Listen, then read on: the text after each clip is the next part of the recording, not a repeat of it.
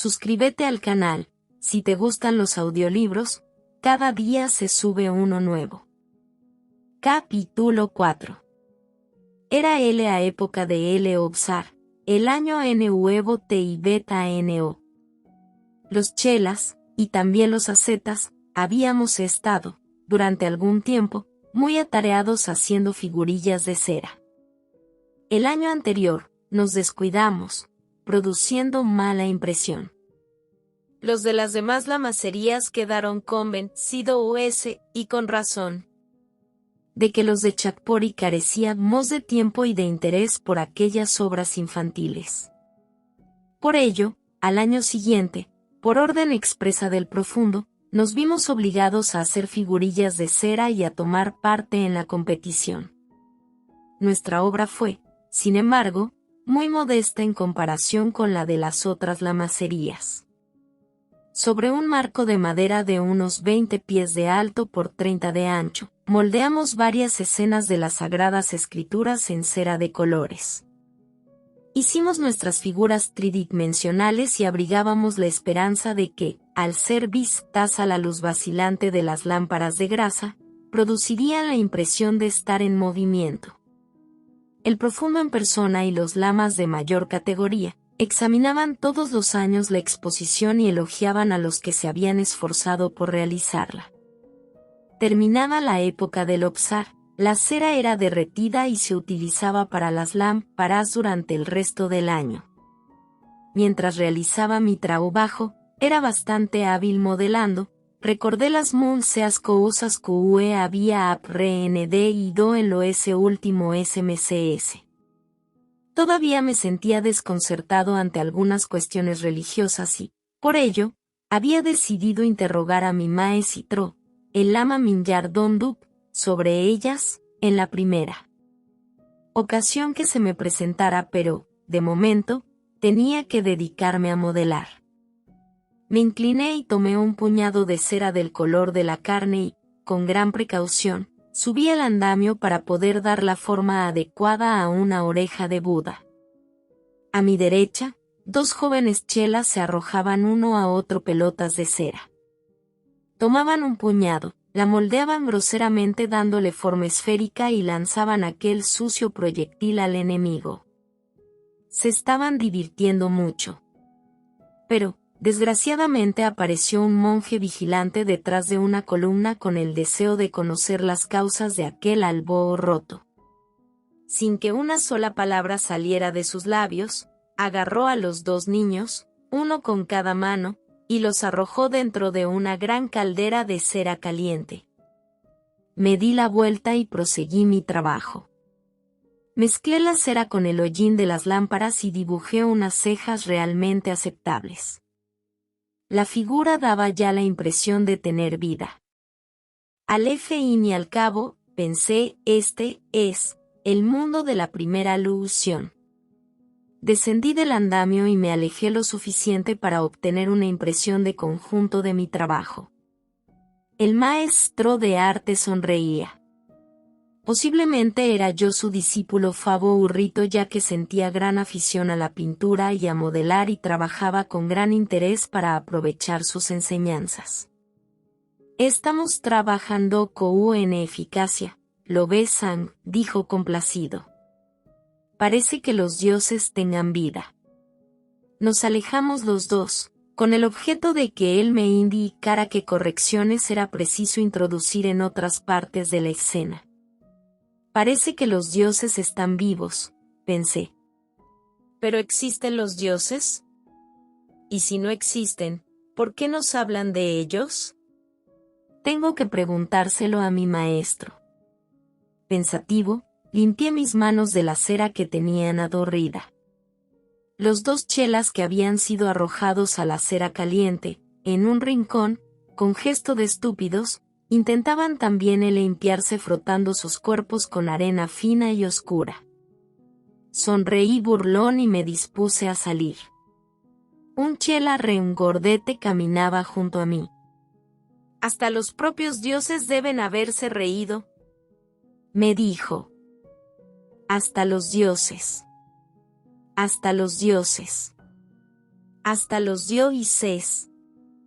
Esas palabras sonaban en mi mente al compás de mis pasos. Los dioses. ¿Existían los dioses? Me dirigí al templo y esperé a que comenzara el acostumbrado servicio nocturno. Escuchad la voz de nuestros espíritus, todos los que camináis errantes. Este es el mundo de la ilusión. La vida es un sueño solamente. Todo lo que nació debe morir. La voz del sacerdote seguía resonando, recitando aquellas palabras tan conocidas que, de pronto, inexplicablemente, despertaban mi curiosidad. Que se encienda la tercera varilla de incienso para que pueda orientar a los espíritus errantes.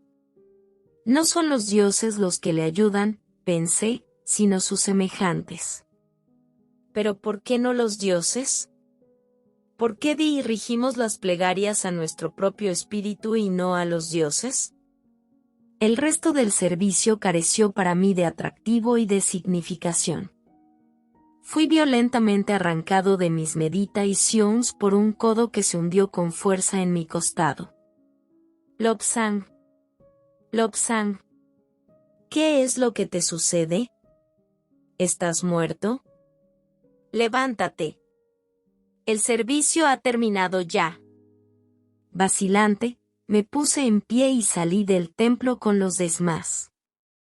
Algunas horas después, dije a mi maestro, el lama Mingyar Dondup. Señor. Señor. ¿Existe Dios? ¿Existen los dioses? Él me miró y me dijo. Vamos USAL a Terracia, Lobsang. Aquí hay demasiada gente para que podamos hablar. Caminó, delante de mí, por el corredor cruzando ante las habitaciones de los lamas. Llegamos a la terraza trepando por la escalera vertical de madera. Durante unos instantes, contemplamos el amado paisaje. La inmensa muralla de las montañas. Las aguas luminosas de Kawaia y Chui. El círculo rojo Taizeta o del Kalin Seu. Bajo nuestros uyaos, el Norbulingue, o Parque de las Joyas, surgía como una masa viva de verdor. Mi maestro me lo señaló todo. CRESQE todo esto es FRUTO de EGL acaso a L y de A de Lobsang. Naturalmente, Dios existe. Nos dirigimos a la parte superior de la terraza y, allí, nos sentamos. Tu pensamiento está confuso, Lobsang, me dijo. Existe Dios. Existen los dioses. Pero mientras permanezcamos sobre la tierra, nunca podremos comprender la forma y naturaleza de Dios.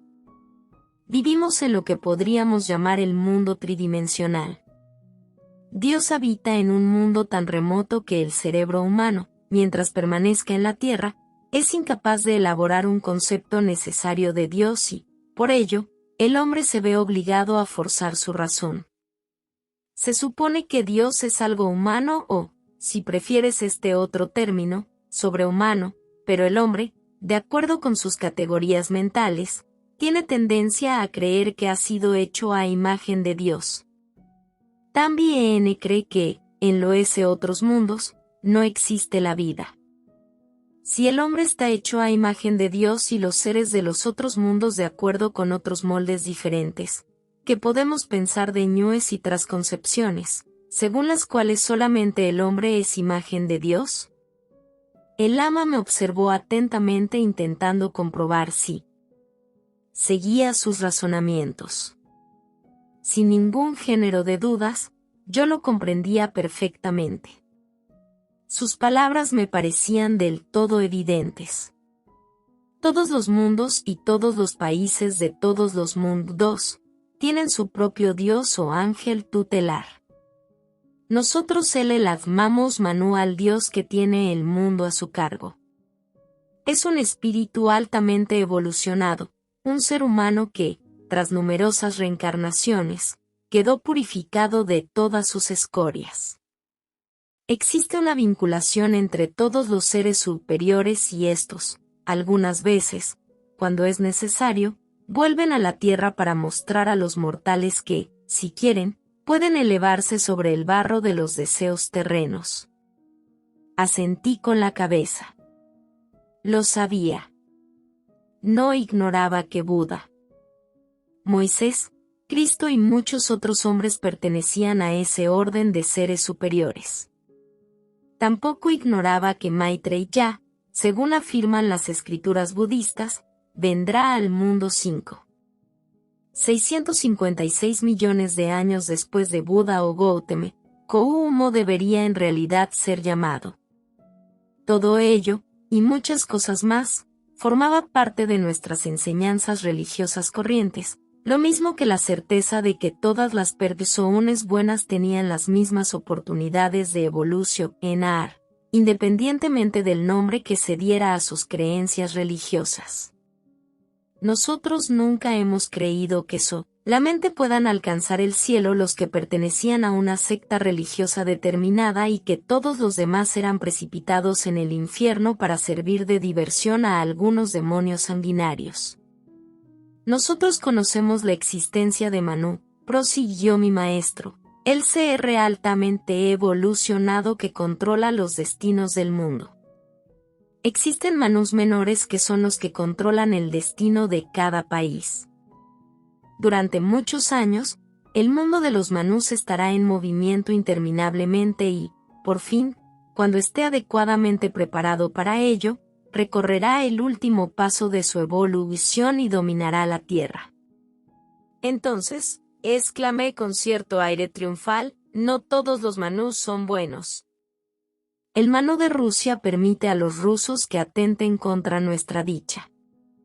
El Manu de China permite a los chinos que atraviesen nuestras fronteras y asesinen a nuestro pueblo. El lama sonrió. Lobsang, me respondió. Te olvidas de que este mundo es el infierno y de que estamos aquí solo para aprender. Si sufrimos es para que nuestro espíritu pueda seguir su evolución. Las dificultades y el dolor nos sirven de enseñanza, pero la vida fácil y la consideración del mundo no nos enseñan nada.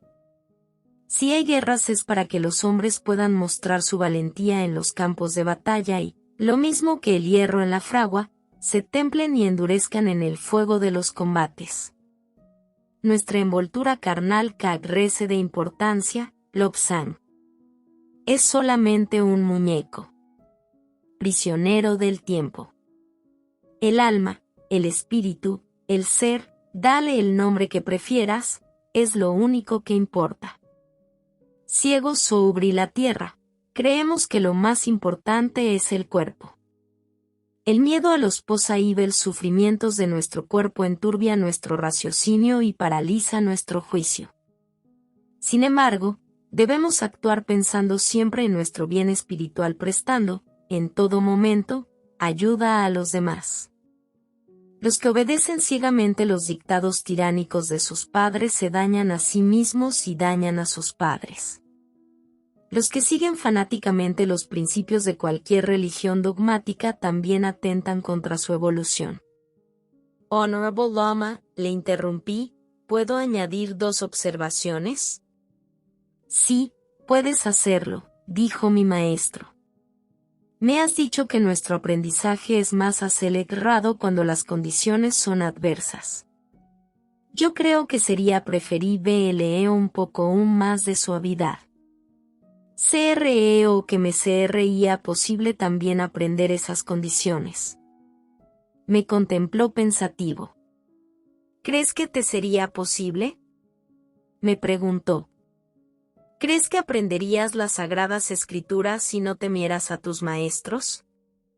¿Harías tu trabajo en la cocina si no temieras recibir el castigo que se aplica a los holgazanes? ¿Crees que lo harías? Incliné la cabeza. Tenía razón. Solamente trabajaba en la cocina cuando me lo ordenaban. Estudiaba las sagradas escrituras solo porque temía las consecuencias de un eventual fracaso. ¿Cuál es tu segunda pregunta? inquirió el ama. Verás, señor, ¿cómo puede una religión dogmática atentar contra nuestra propia evolución? Te pondré 2 ejemplos, respondió mi maestro. Los chinos estaban convencidos de que lo que hicieran en esta vida carecía de importancia, puesto que podían reparar sus faltas y sus errores cuando se reencarnaran. Ello les condujo a adoptar una postura de indolencia mental. Su religión se convirtió para ellos en una especie de opio que les arrastró a la pereza espiritual. Vivían solamente pensan. En su próxima existencia y ello determinó la decadencia de su arte y de su ciencia. Entonces China se convirtió en un país de tercera categoría en el que los bandidos, transformados en señores de la guerra, implantaron el reinado del terror y del saqueo. Yo me había dado cuenta de que los chinos que residían en Lhasa eran innecesariamente brutales y estaban dominados por el más absoluto fatalismo. Para ellos, la muerte no parecía tener más importancia que el mudarse de casa. Yo no temía la muerte ni mucho menos, pero deseaba fervientemente poder finalizar mi tarea en el curso de una sola vida en lugar de diferirla, viéndome obligado a volver otras muchas veces a este mundo. Me aterraba tener que vivir nuevamente todo el proceso de nacer, ser un niño desamparado y tener que ir de nuevo a la escuela. Deseaba que mi vida actual fuera la última que viviera sobre la tierra.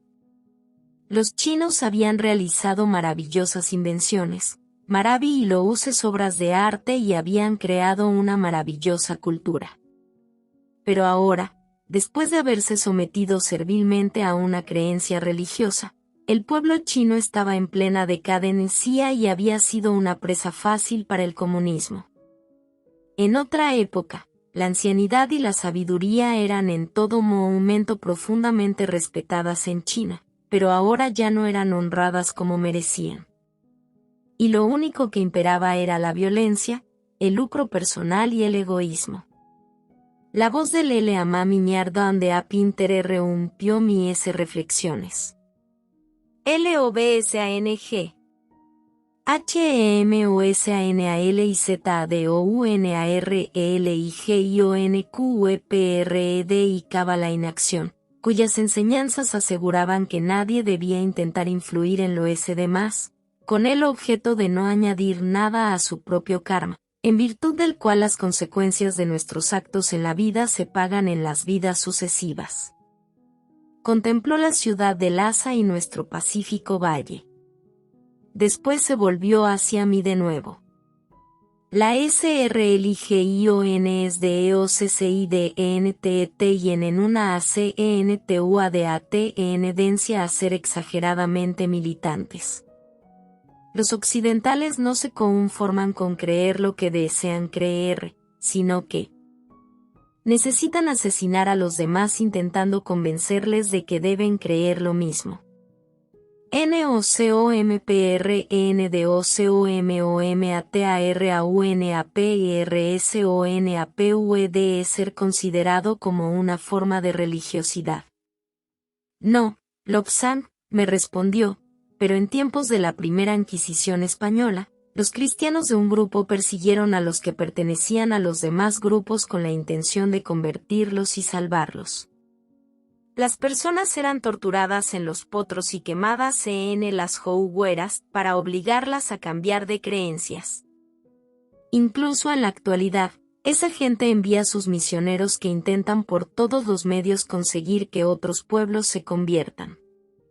Todo parece indicar que no tienen mucha seguridad en su propia creencia.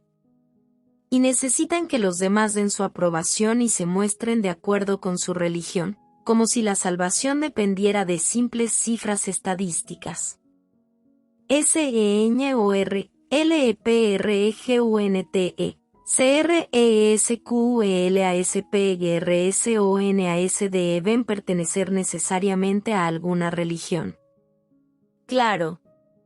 Si ellos lo desean, naturalmente que sí.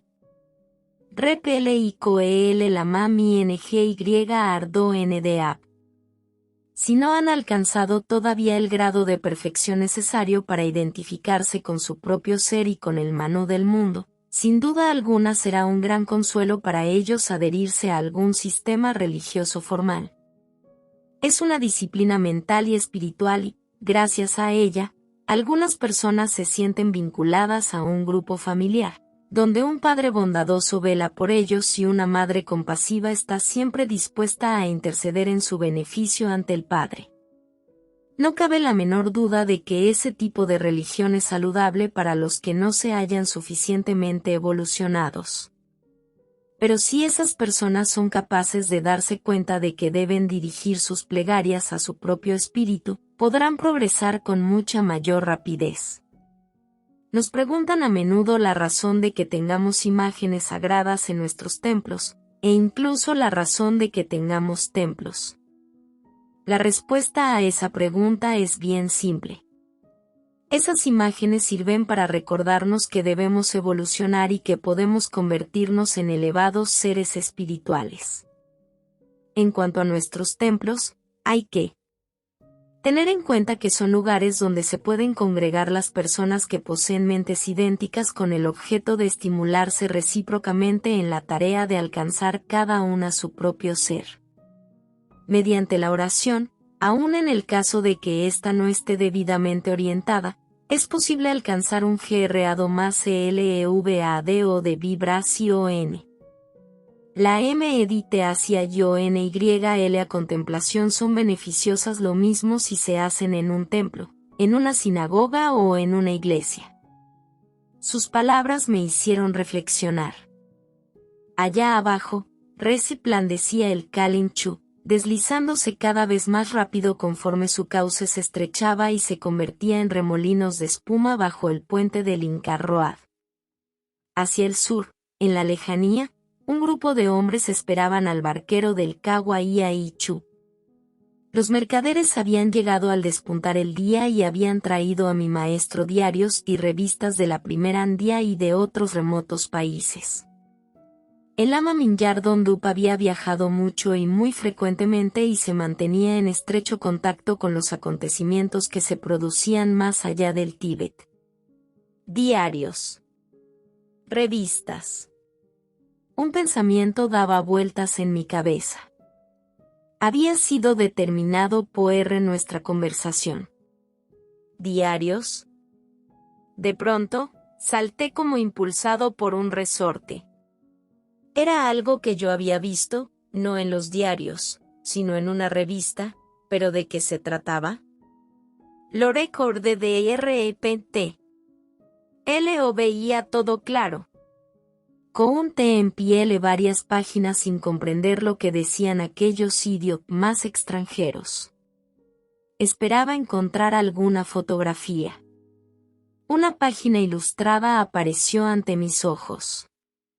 Una fotografía de una máquina voladora atravesando las nubes, cubriendo con su sombra un ensangrentado campo de batalla. Mi maestro, a quien mostré mi descubrimiento, me tradujo el texto. HONORABLELAMA EXCLAMEXCITADO ESTAM. Mañana me hablaste de esa visión a la que tú llamaste el ángel de Mons y que algunas personas pretenden haber visto en el campo de batalla. ¿Es Dios acaso?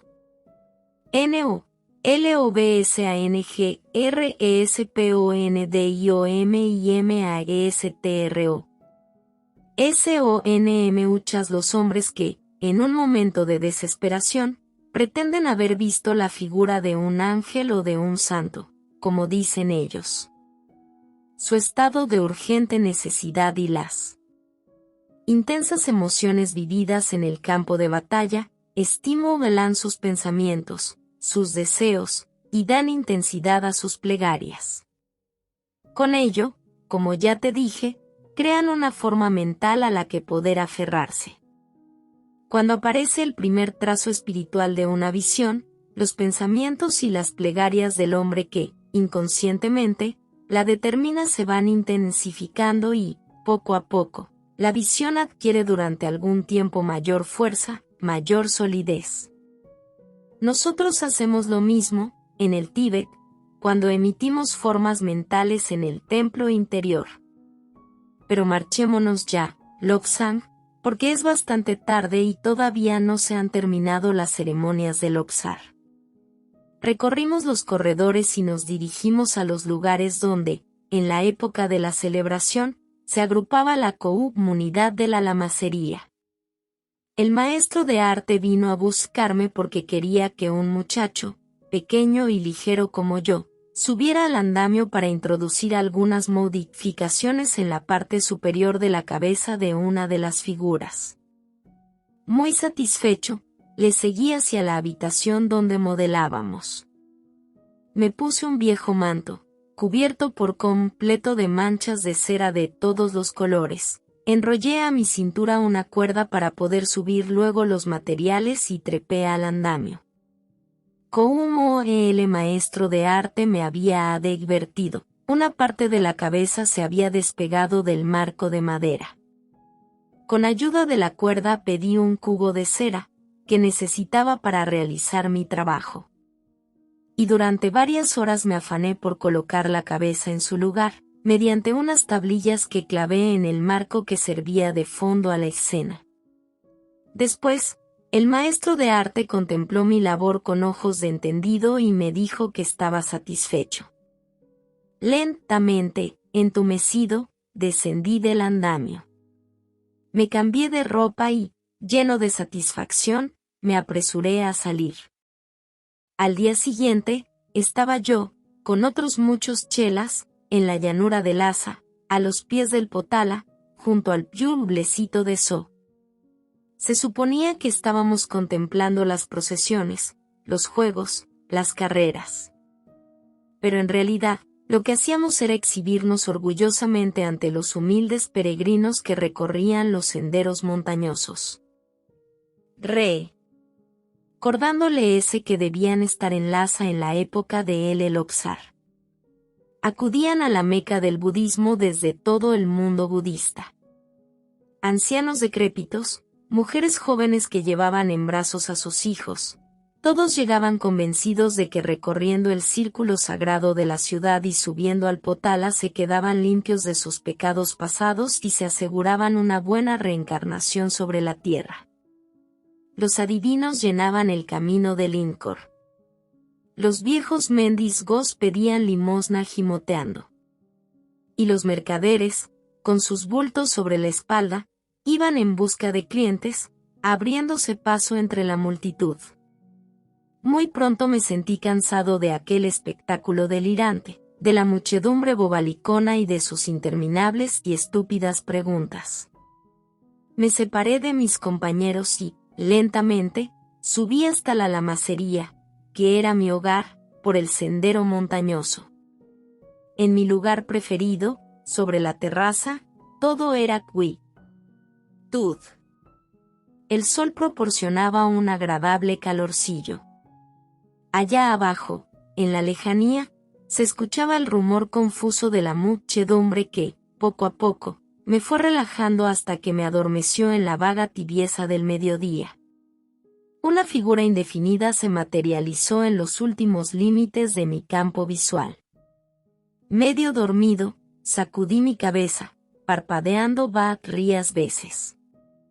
Pero la figura no desaparecía. Seguía allí, y parecía incrementar su nitidez y su densidad. Sentí que los cabellos de mi nuca se erizaban de temor. «Tú no eres un espíritu», exclamé. «¿Pero quién eres?» La figura sonrió levemente y me respondió. «No, hijo mío, no soy un espíritu. En otros tiempos, estudié también aquí en Chakpor y, como tú estás haciendo ahora, pasé en esta terraza mis momentos de ocio. Deseaba yo entonces, sobre todas las cosas, liberarme lo antes posible de los deseos terrenos. Por ello, decidí encerrarme entre los muros de aquella ermita». Señaló hacia arriba y yo seguí con la mirada a la dirección de su brazo extendido.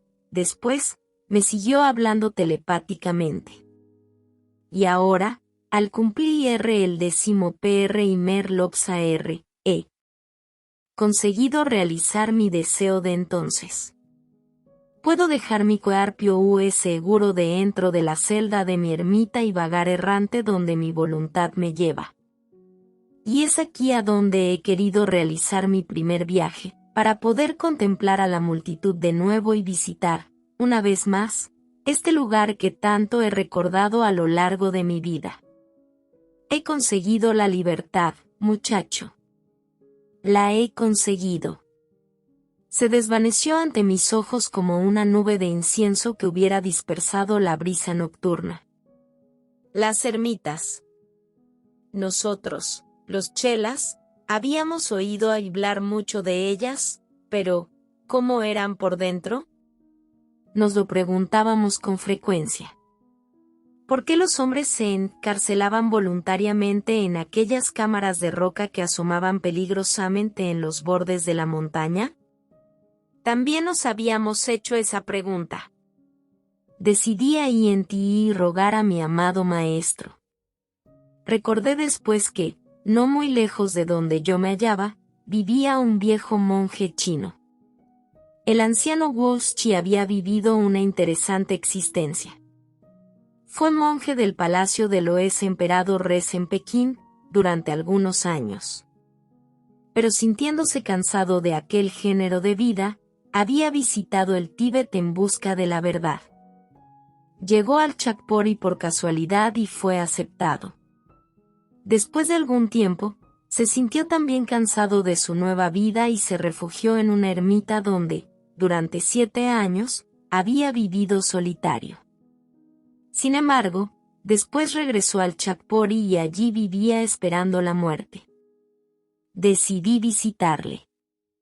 Corrí por el pasillo y, acercándome a su celda, le llamé. «Adelante. Adelante». Le oí decir desde dentro con voz temblona. Entré y, por primera vez, me encontré en presencia de Wu Shi, el monje chino. Estaba sentado con las piernas cruzadas. A pesar de su edad, su tronco estaba tieso como un joven bambú. Tenía los pómulos prominentes y su piel era muy amarilla y como apergaminada. Sus ojos eran extraordinariamente negros y rasgados. Su barba era muy escasa y de su labio superior colgaban los pelos, muy largos pero también escasos, de su bigote. Sus manos tenían un color amarillento oscuro y estaban llenas de las manchas de la ancianidad. Sus venas se marcaban a través de su piel como las raíces de un árbol. Conforme me acercaba hacia él, seguía a ciegas mis movimientos, sintiendo mi presencia pero sin llegar a verme. HMMMM DIJO PORTUFORMADEANDAR CREO que eres un muchacho. ¿Qué deseas, hijo? SENORLEDIJE DURANTEMUCHOTIMPOVIV una ermita. ¿Puedes contármelo, sagrado señor? Siéntate, hijo, murmuró, chupando las guías de su bigote. Hace ya mucho tiempo que no hablo del pasado, aunque pienso en él constantemente. Cuando era niño, prosiguió después de una pausa, viajé mucho y visité la India. Allí vi a los eremitas encerrados en sus cuevas y me pareció que algunos de ellos habían alcanzado la verdad. Agitó la cabeza. Las personas corrientes eran muy holgazanas y se pasaban el día sin hacer nada, bajo los árboles. Era triste. Muy triste. SAGRADOSENOR LEINTERRRUMPI PREFRIRIAQM hablases de las ermitas del Tíbet. COMO QEDICES XLAMODBILMENTE Sí. Las ermitas del Tíbet. Cuando regresé de la India, me di cuenta de que la vida de mi ciudad natal, de Pekín, me aburría y no me proporcionaba la menor enseñanza. Por ello, tomé nuevamente mi cayado y, durante varios meses, caminé en dirección a las ferron terras de el Tibet. Y os suspira impaciente. Después de mucho tiempo, tras haber recorrido muchas lamacerías, siempre en busca de la verdad, llegué al Chatpori. Como en China era médico, el superior me permitió que me quedara aquí. Yo estaba especializado en acupuntura. Durante algunos años, viví satisfecho. Después, sentí el deseo de vivir en una ermita. Yo temblaba de impaciencia. Si el anciano se demoraba tanto, llegaría tarde a los cultos y yo no podía faltar al servicio nocturno. Mientras me perdía en estas reflexiones, escuché la primera llamada de los gons. RESPETADOSNOR, LEDIJELEVANTANDOMEDMAL Gana, es preciso que me vaya. NO, HIJO, MERSPONDIOLANCIANOR PUE. Desquedarte. ¿Acaso no estás aquí recibiendo las enseñanzas de un hermano mayor? No te vayas. Estás dispensado del servicio nocturno. Me senté de nuevo. Sabía que era así. A pesar de que él no era un lama sino una asceta, como consecuencia de su edad, sus viajes y su experiencia, era considerado como un hermano mayor. Vamos Marte, hijo, exclamó. Vamos Marte porque mi cuerpo está débil y siento sobre mí el peso de los años. Té para el joven y para el viejo. Respondiendo a su llamada, un monje sirviente nos trajo té y cebada. Los mezclamos con nuestro tsampa y no se dispusimos, él a hablar y yo a escucharle. El superior me concedió autorización para abandonar Chatpori y trasladarme a una ermita. Con un monje ayudante salí de aquí y subí a las montañas. Después de una marcha de 5 días, llegamos a un lugar que puede verse desde la terraza, mirando hacia arriba. Asentí con la cabeza. Conocía el lugar. Era un pequeño edificio solitario construido en un elevado paraje del Himalaya. El anciano prosiguió su relato. El lugar estaba vacío. Su ocupante había muerto recientemente. Entre el ayudante y yo lo limpiamos todo. Después, por última vez, contemplé Lhasa, Chatpori y el Potala, y entré en la cámara interior. El ayudante tapió la puerta sólidamente y yo quedé allí solo.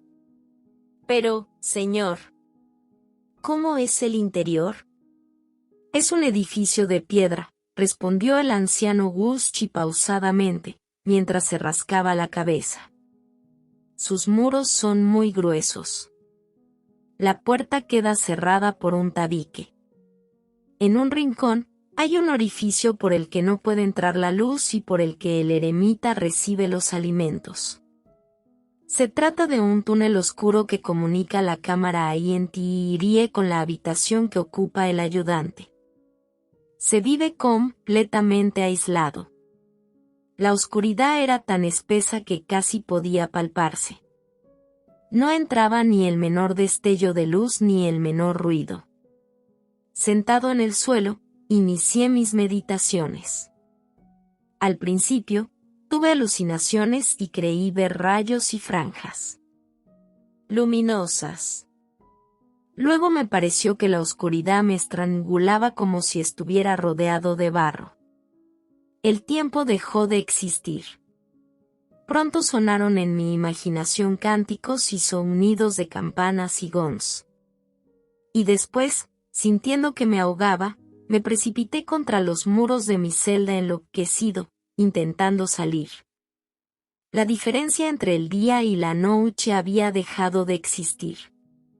La oscuridad y el silencio de las tumbas lo dominaba todo. Poco a poco, sentí que mi espíritu se apaciguaba y mi terror se desvanecía. Yo intentaba visualizar la escena, el anciano Gucci. Entonces joven, envuelto en la oscuridad viviente de su celda, abismado en el silencio absoluto.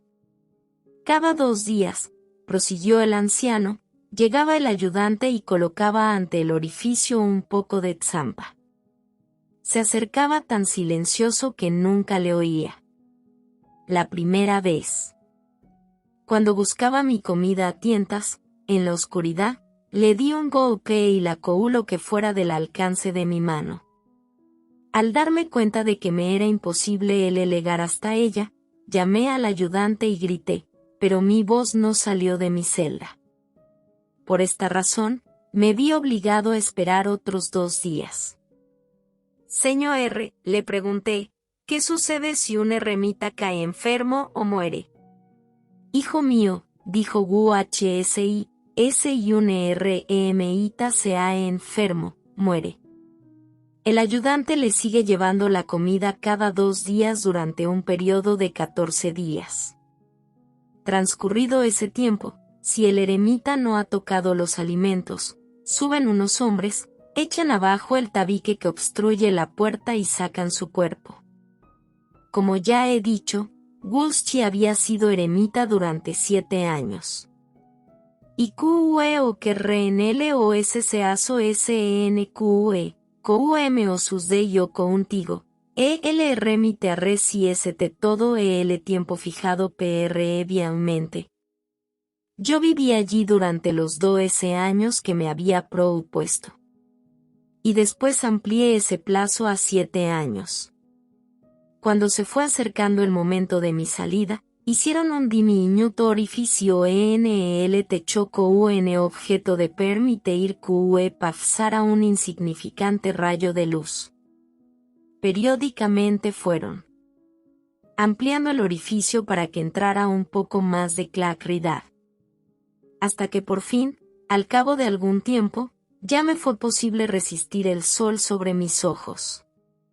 Si un eremita es trasladado al exterior súbitamente en pleno día, se vuelve ciego en el acto porque la oscuridad ha dilatado demasiado sus pupilas y éstas han perdido el hábito de contraerse. Cuando salí, mi piel era pálida y blanca y mis cabellos se habían puesto tan blancos como la nieve de las montañas. Me dieron masajes e hice ejercicio porque la inmovilidad había anquilosado mis músculos. Recobré mis fuerzas poco a poco y por fin, con el auxilio de mi ayudante, pude bajar de la montaña y volver al Chakpori. Yo meditaba sus palabras e intentaba imaginarme los interminables años de oscuridad, de silencio absoluto, vividos en la soledad. Y me sentía maravillado ante aquella proeza. ¿Y cuáles fueron las enseñanzas que obtuviste con ese sacrificio? Le pregunté por fin. ¿Valió la pena hacerlo? Sí, hijo, sí, valió la pena, dijo el viejo monje. Comprendí el sentido de la vida y la finalidad del cerebro. Me liberé de mi cuerpo y conseguí, lo mismo que tú ahora, introducir mi espíritu en lo astral. Pero, ¿cómo sabes que no fue una simple ilusión de tus sentidos? ¿Cómo sabes que no estabas loco? ¿Por qué no podías, lo mismo que yo ahora, introducirte en lo astral? Gucci empezó a reír y siguió riendo hasta que las lágrimas resbalaron por sus arrugadas mejillas. Preguntas. Preguntas. Preguntas. Dijo Alefein. Las mismas preguntas que yo me hacía.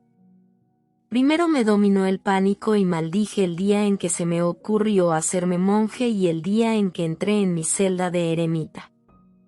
Pero poco a poco fui capaz de seguir las normas que regulan la respiración y pude empezar a meditar. Como ya te he dicho, Al principio tuve alucinaciones y creí ver cosas que no existían. Pero el día que me liberé de mi cuerpo, la oscuridad dejó de ser oscuridad para mí. Vi mi propio cuerpo sentado en el suelo en actitud meditativa. Vi mis ojos ciegos, fijos, desorbitados. Vi la palidez de mi piel y la delgadez de mi carne. Me elevé sobre mí mismo, atravesé el techo de mi C el día YV y a mi SP y SL vale del asa. Observé los cambios que se habían producido, contemplé a los viejos amigos y, al entrar en el templo, conversé telepáticamente con un lama, que me confirmó que realmente había conseguido mi liberación. Recorrí el país entero y visité países extranjeros. Y cada 2 días, regresaba de nuevo a mi cuerpo, reanimándolo para que pudiese recoger la comida y alimentarse. PROPORQENOPODYAS SINNSESIDADDSOMETERT a la vida eremítica, realizar esos viajes astrales. Le pregunté. LAMYORPARTDLOSHUMANOSSOMOSSERESSORRIENTs.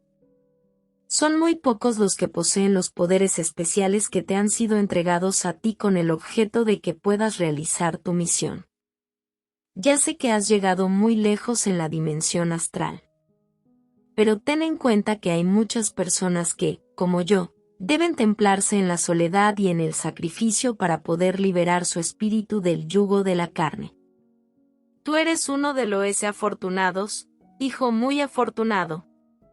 Suspiró y dijo en un susurro. Vete ya. Tengo que descansar. He hablado durante mucho tiempo. Vuelve a visitarme otra vez. Siempre serás bien recibido, a pesar de tus preguntas. Me volvió la espalda y yo, musitando palabras de gratitud, me puse en pie, me incliné ante él respetuosamente y salí de su habitación. Mis pensamientos me tenían tan abstraído que anduve directamente hasta el muro de enfrente y tropecé con él de tal forma que faltó muy poco para que mi espíritu abandonara mi cuerpo. Caminé lentamente por el corredor, rotándome la cabeza dolorida, y me fui al templo. El servicio de medianoche estaba terminando. Los monjes se apresuraban ansiosos, para tener unas horas de reposo y de sueño hasta el día siguiente. El anciano lector colocó la señal cuidadosamente entre las páginas del libro y descendió, presuroso también, de su tribuna. Los ojos perspicaces de los vigilantes, siempre atentos para evitar los alborotos o para dar alguna llamada de atención a los muchachos distraídos, parecieron relajarse. El servicio tocaba a su fin. Los pequeños chelas eran objeto de la última inspección de la jornada y se escuchaba el susurro apenas reprimido de una gran reunión dispuesta a disgregarse. De pronto, un espantoso alarido pareció perforar nuestros oídos. Una figura salvaje saltó sobre las cabezas de los monjes que permanecían en sus asientos e intentó atacar a un joven asceta que sostenía 2 varillas de incienso. Todos nos levantamos sorprendidos. Ante nosotros, el salvaje se retorcía convulsivamente, arrojando espumarajos entre sus labios contraídos y lanzando gritos horribles desde su garganta torturada. Durante unos instantes todo se quedó paralizado. Los monjes policías permanecían inmóviles, helados de asombro. Los sacerdotes que oficiaban se habían quedado con los brazos alzados. Después, los vigilantes entraron en acción con violencia. Rodearon al loco y, con gran rapidez, lo dominaron, atando su manto en torno a su cabeza para que no se oyeran los juramentos que surgían como un torrente de su boca. Con gran eficiencia y rapidez, lo sacaron del templo. El servicio terminó. Nos levantamos y salimos rápidamente para poder hablar del espectáculo que acabábamos de presenciar, una vez estuviéramos afuera. ESKNJITEKEUCHI, DIJOCERCADEMIUNJOVNASZ, un monje japonés que have viajado por todo los países. SI, ESODICEN, de hijo o terro. SEH recorrido el mundo entero. Buscando la verdad, dijo un tercero, pero con la esperanza de poder alcanzarla sin necesidad de tener que esforzarse demasiado. Mema RCLLN de preocupaciones. ¿Por qué la búsqueda de la verdad podía enloquecer a un hombre? La habitación estaba fría y yo temblaba. Me envolví en mi manto y me dispuse a dormir. Cuando los gongs no se alarmaron nuevamente al servicio, me pareció que acababa de acostarme. Miré por la ventana y vi brillar los primeros rayos del sol descendiendo desde lo alto de las montañas, con sus columnas de luz parecidas a dedos gigantescos que se alzaban al cielo como para alcanzar las estrellas. Suspiré y atravesé velozmente el corredor con la esperanza de no ser el último en llegar al templo y librarme de las irras de los vigilantes. Pareces estar pensativo, Lobsang, dijo mi maestro el lama Mingyar Dongduk, cuando fui a verle después del servicio de mediodía. Me invitó a sentarme con un gesto. ¿Viste al monje japonés Kenji Takeuchi en el templo? ¿Verdad? Me dijo. Quiero hablarte de él ya que vas a volver a verle. Me senté con la mayor comodidad posible. Teodopa, parecía indicar que nuestra sesión no iba a ser breve. Me había casado para el resto del día. Al ver mi expresión, el lama se sonrió. ¿Quieres que tomemos un poco de té indio y unos pasteles para endulzar la píldora, Lobsang? Ante esa perspectiva me animé de pronto. Él seguía sonriendo. El sirviente lo va a traer todo enseguida, añadió. Te estaba esperando. Es cierto, pensé. Al VRQE entraba el Monuye SIR, viente. ¿Dónde podría yo encontrar un maestro como este? Los dulces de la India me complacían extraordinariamente. Y los ojos del lama se desorbitaban, algunas veces, sorprendidos al comprobar cuántos era capaz de liquidar. Kenji Takeuchi, dijo mi maestro, era un hombre muy versátil. Fue un gran viajero. Durante toda su vida, y ahora pasa ya de los 70 años, se ha recorrido el mundo entero buscando lo que el lama la verdad. Sin embargo, aunque él no lo sabe, la verdad está en su interior. Pero en lugar de buscarla dentro de sí mismo, realizó interminables viajes. Estudió muchas religiones y leyó, obsesionado, muchos libros de todos los países de la tierra, buscando, siempre buscando. Después de mucho tiempo, llegó hasta nosotros. Ha estudiado tantas teorías contrarias que su aura psíquica se halla contaminada. Ha leído tanto y comprendido tan poco que casi siempre está enajenado. Es como una esponja humana que absorbe todos los conocimientos, pero es incapaz de asimilarlos. Entonces, señor, le pregunté, ¿crees que el estudio de los libros es inútil? NADADESO, lo besa en GREPL lama. Perro, como todo SLOSJUMBRs de criterio, me opongo a la elicitura de folletos, panfletos y libros de ocultismo y de cultos extraños. Los que leen esas obras envenenan su espíritu, se cierran a sí mismos la senda de todo progreso futuro hasta que se desprenden de esos falsos conocimientos y se convierten en niños ignorantes. Honorable Lama, le pregunté. ¿Cómo puede de la lectura inadecuada conducir, algunas veces, a la confusión y a la locura? Es una larga historia, me respondió el Lama Mingyar Dondup. En primer lugar, es necesario que analicemos algunas cosas esenciales. Ten paciencia y escucha y me. Los humanos somos lo mismo que títeres sobre la tierra. Estamos hechos de moléculas vibrátiles rodeadas de cargas de electricidad. Nuestro espíritu tiene una escala de vibración mucho más elevada que la de nuestro cuerpo, una carga eléctrica mucho mayor. Entre nuestra escala de vibración y la escala de vibración de nuestro ser existe una relación perfectamente definida.